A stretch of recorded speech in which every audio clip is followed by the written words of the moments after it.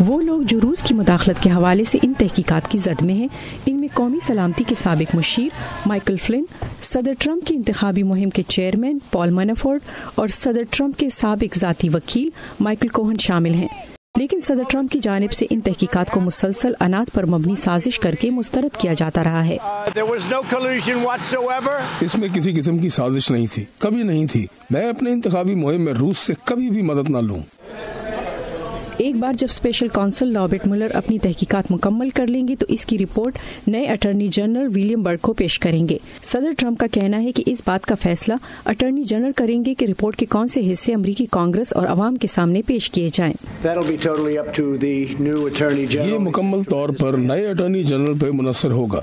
وہ ایک زبردست انسان ہے جو اس ملک اور نظام انصاف کی عزت کرتے ہیں۔ کانگریس سے اپنی توثیق کے لیے ہونے والی سماعت میں ولیم برگ کو ڈیموکریٹک رہنماؤں کی جانب سے مولر کی رپورٹ پر سخت سوالوں کا سامنا کرنا پڑا تھا۔ جیسا کہ میں نے اپنے بیان میں بھی کہا تھا کہ میں وہ ساری معلومات منظر عام پر لاؤں گا جو قواعد و ضوابط کے تحت مولر رپورٹ سے سامنے لائی جا سکتی ہیں۔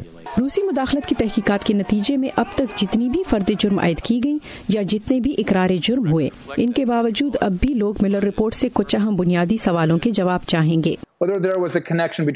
کیا ٹرمپ کی صدارتی مہم اور روس کا آپس میں کوئی تعلق تھا؟ اور دوسرا سوال یہ ہے کہ صدر ٹرمپ کا اس سے ذاتی طور پہ کوئی تعلق تھا یا نہیں؟ اور یہ سوال بھی اہم ہے کہ کیا صدر ٹرمپ نے روسی مداخلت کی تحقیقات میں کوئی رکاوٹ ڈالی؟ تحقیقات کا دائرہ صدر کے انتہائی نزدیک پہنچ چکا ہے، بہت قریب، اور میرا خیال ہے کہ یہ سوال ہر کسی کے ذہن پر ہے کہ کیا صدر اس سے واقعی متاثر ہوں گے۔ ایک اور تجزیہ کار جان فورٹیے کا خیال ہے کہ اس رپورٹ کے امریکی صدر کے لیے قانونی اور سیاسی اثرات بہت زیادہ ہو سکتے ہیں۔ یہ صدر کے لیے بہت زیادہ نقصان دہ ہوئی تو کیا ہوگا، اور اس بارے میں کچھ نہیں کہا جا سکتا۔ تجزیہ کار ایک بات پر متفق ہیں کہ طویل عرصے سے چلنے والی ان تحقیقات کا کوئی حتمی نتیجہ سامنے آنے پر عوام یقیناً سکون کا سانس لیں گے۔